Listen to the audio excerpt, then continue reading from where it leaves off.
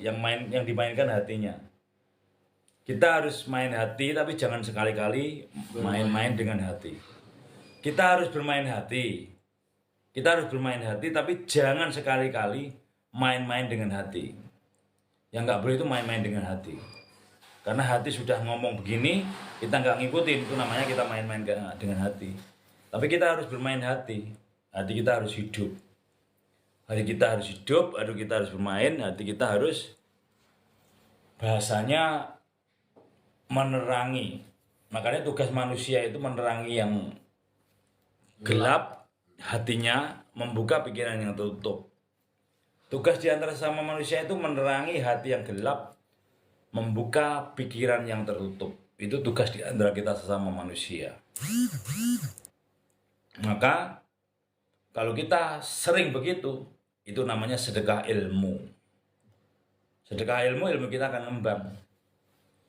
Kalau kita sedekah harta kita akan tambah. Kalau kita sedekah tenaga, kita akan sehat. Terserah mau pilih yang mana. Hidup ini kan pilihan. Pengen enak hidup, pengen mulia, yuk harus yang hidup. Pengen bahagia ya bersama yang maha bahagia. Kuncinya hidup itu harus dekat dengan yang maha hidup.